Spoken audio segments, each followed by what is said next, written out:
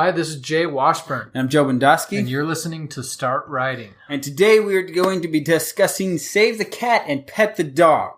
We'll talk about the difference between the two, where to put them, and some of the nuances you can do to really get what you want out of this. And this actually came out of an online discussion with my writing group. And then even when we met up in person, there was still some confusion here. So I came up with a lot of examples, and then I did some even research after to really compile it and really clarify that as to why we do it and to really how to optimize it within your own writing. Man, and just a little testimonial. I was not big on these terms before I met you. And I just feel like these are really cool concepts that can boost your story, particularly your protagonist, right from the beginning. And yeah, it can be really transformative. Yeah. So this week in critiques, we're going to talk about vague versus concrete. What's going on here? So I came across this line. Children fought against their parents, smothering love. Too weak to make any significant impact. Their bodies slumped in their parents' hold. Better to pass with love than to suffer the torment of demonic forces that were bound to take them. And so the problem with this paragraph as description is it's hard to actually visualize what's going on. We talk about this huge group.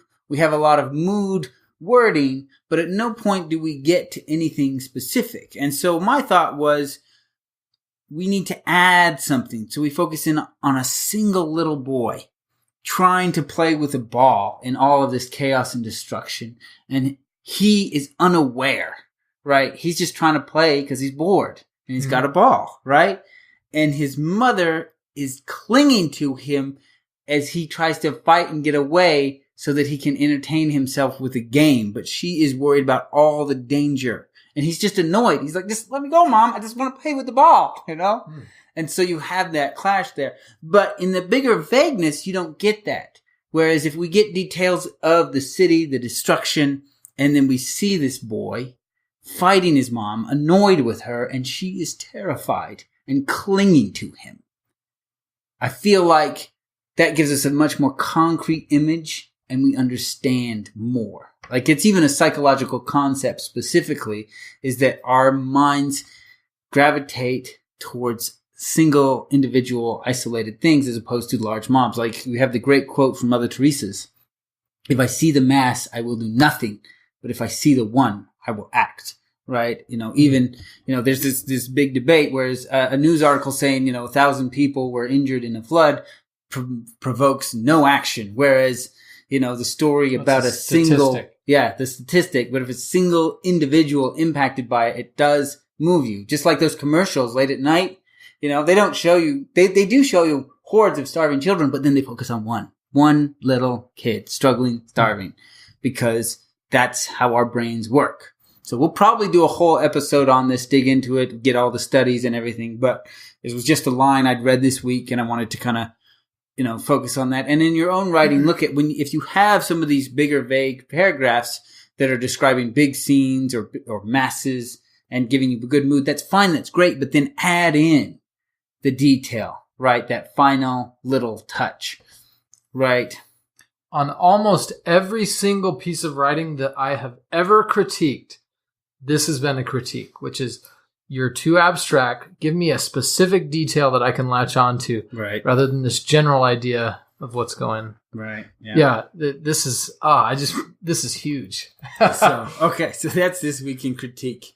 So for this week in Writing True, we're actually going to do an update on Jay's blurb progress. But as we've done research and different things like that, we actually decided we're going to do another episode on blurbs. We'll do Blurb Theory Part 2, and we'll dig into that there along with a lot of other stuff that we've continued to learn. So we're going to pass over that now and address it later. But thanks for the feedback, by the way, from you who wrote in about that. Yeah, because we actually I got more email about Blurb Theory than anything we've ever done. So it was it was a popular episode.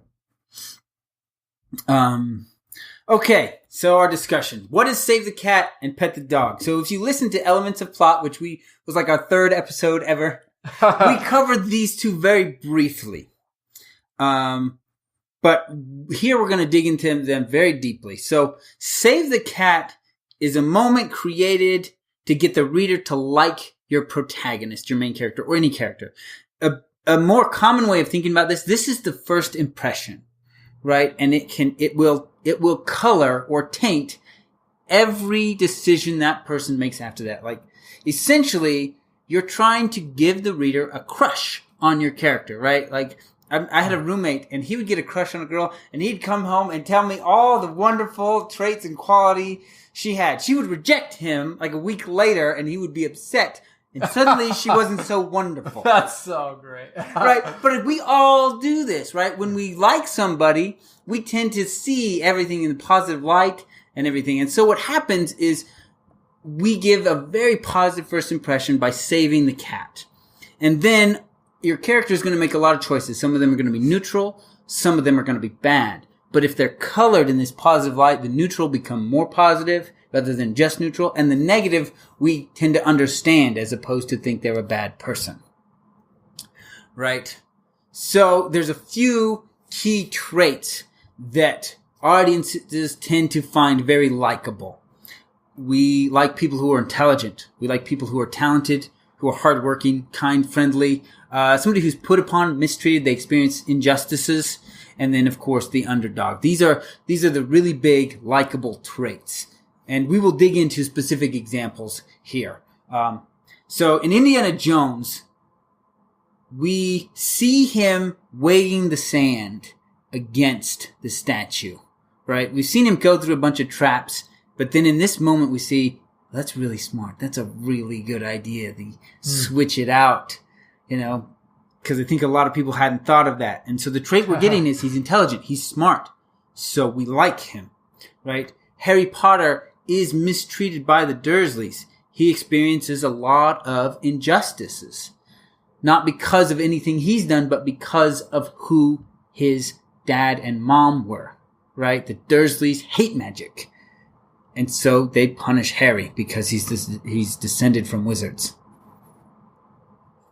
And so that's the immediate gravitation to why we like him. So Coco, the movie that just came out, the opening scene. I haven't seen it. I haven't seen either, but somebody was discussing this with me. Oh. But in the opening scene, he kisses his grandmother, and the guy who said it, he says, immediately I liked him. I was like, any kid who kisses his grandmother is a good kid. And that was their Save the Cat moment. Huh. Right? Getting us to like him. It's that first impression, and it gets us to like the character.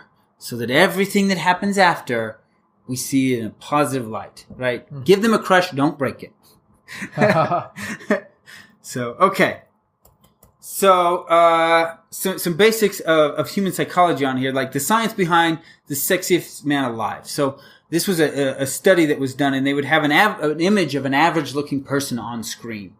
And they'd have a group of 20 people then decide if they thought this person was attractive or unattractive. And so they would then have a confederate within these 20 people. And their job was to say, yeah, I think he's kind of attractive, or yeah, I think he's kind of ugly. And what would happen is that would then be the tilt of the audience. Really? Yeah, they would become more and more extreme either way based on that first comment, but the face was computer generated to be neutral. And it would be the same face, right? And all they would have to do is tilt it one way or the other. Again, this is just the science of first impressions and the science of Save the Cat. Right? It's almost like we gain a bias in that first moment, and then after that, we're looking for reasons to justify that bias. Exactly. You're trying to give them a positive bias on your character so that they will justify that bias with every choice and action the character makes. And they're going to be actively seeking, what's another way that this Coco kid is a good kid, likable boy. So, Okay, so we talked about that. So let's talk about some of the nuances of Save the Cat. So it's important to have this moment, right, to create that bias, to color the view of the reader. So let's talk about some of the balancing issues that we're going to deal with here. So in Man of Steel, there's a scene where Clark is a waiter at a restaurant, and a patron is giving one of the waitresses a hard time. And Clark intervenes, not with superpowers, but just as a man, right? At that point, I don't remember. We know that. Yeah, you know who the character is at that point. Yeah, that's like the opening scene, right? So the opening scene. Well, if you skip all the Krypton stuff with his dad and Zod, then the opening scene with him, I think, is him saving people on the tanker. Oh, yeah. So we've seen his face. We know he's Superman. Yeah. Okay. Excellent. So, and so the patron dumps a drink on Clark, and he tolerates it. Right? Man, I would just explode. So, and it's not just about creating a positive view. It's about a specific direction. Clark will not use his powers to impose his will on humans. That's what we see there. And it's an important distinction in understanding his character. So we're seeing humility, we're seeing temperance, but they're specifically linked. So we like, those are both Save the Cat attributes, but those are particularly pertinent to Clark because he's Superman. Yes. Okay. Because he could, but he deliberately doesn't. We see this. Clark will not use it to force his will on the human people. And so it's not just a Save the Cat moment. It's a specific moment designed for that character and that story.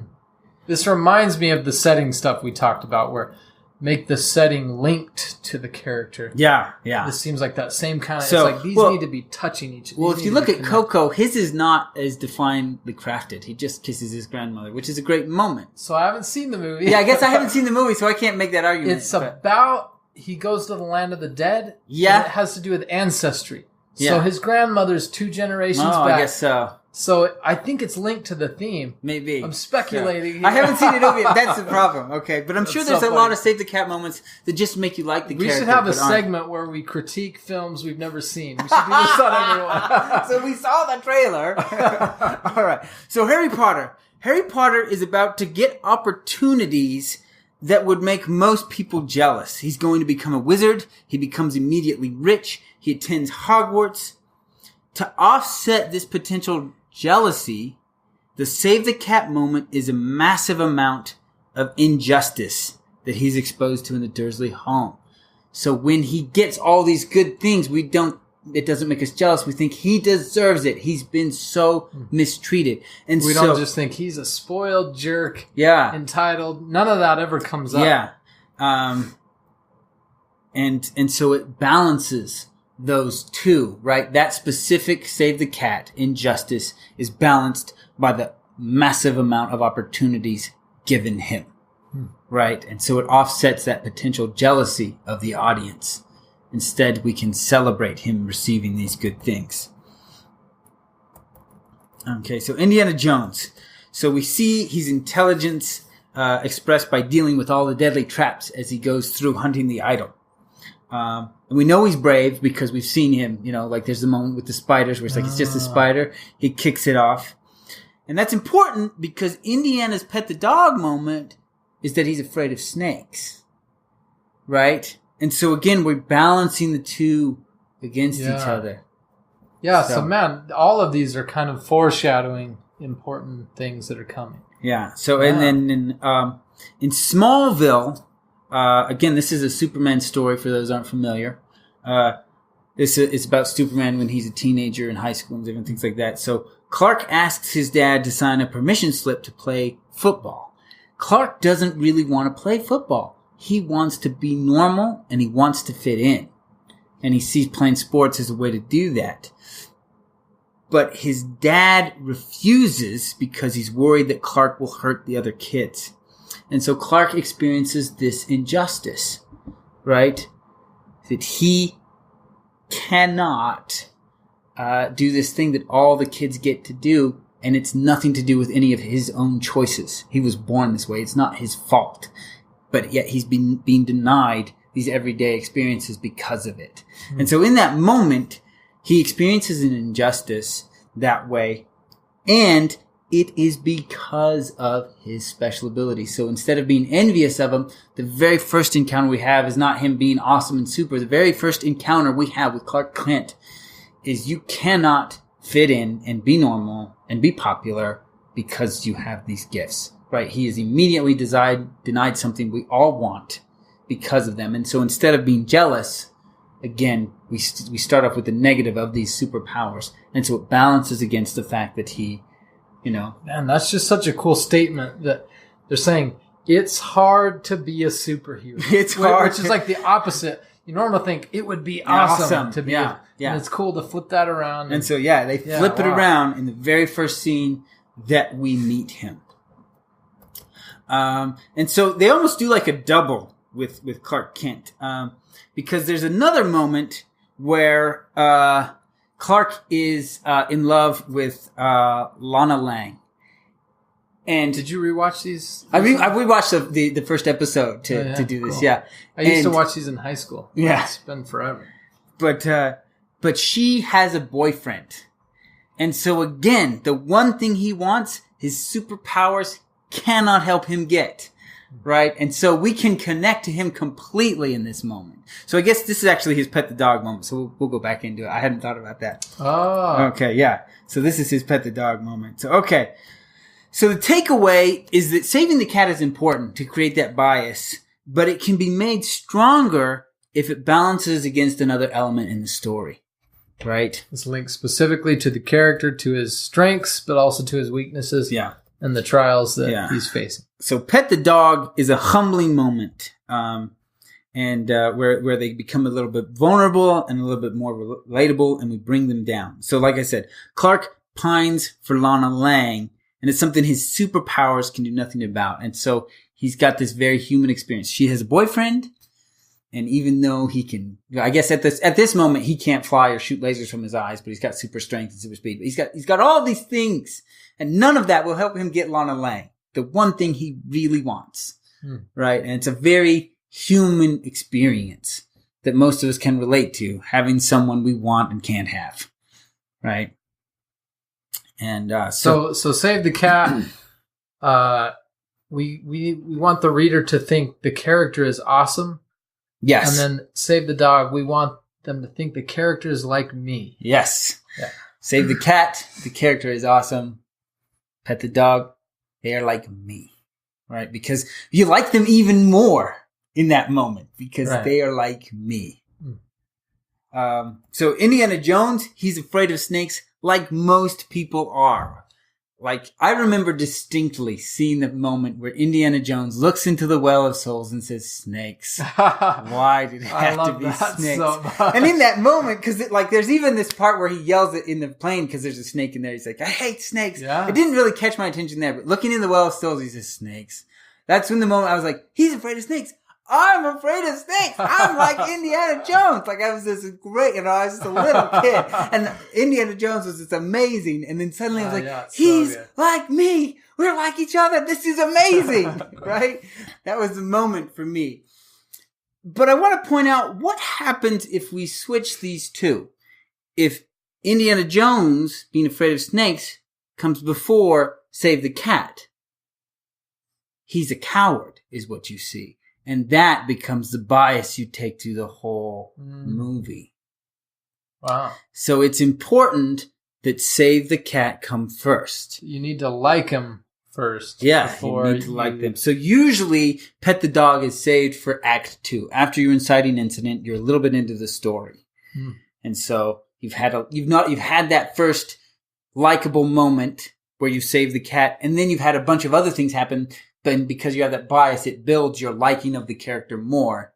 And then you pet the dog to bring him down. So I feel like I don't have a single moment or a single scene when I write that does either of these. Well, I think you can identify the first time that it happens in one of my stories, but I feel like it happens a lot and in different ways. Is that, I mean, I've been critiqued for being too wordy. Maybe I need to cut some of these out, but I feel like you can start with a moment that makes them seem awesome. And then later it's like, yeah, but he's also awesome in this way. And he's also awesome in this way. Or, she's like me in this way, in a small way in the beginning, and you start liking her, and then you slowly build. I don't know. Do you have thoughts on that? Like, I guess I'd have to see it. Like, if you could find a film that does it, I think we could do a better critique of it, because you could see it in a very short time, and we could, really look at it and say, okay, is it working? Is it not? Does it feel like we're beating a dead horse? I guess, like, I would say in my books have a single hook, right? The opening scene, there's something exciting. It just happens. Like, there's only one hook, but there are many exciting things throughout. But there's really only one hook. So maybe with these, there's one pet the dog moment that kind of kicks it off.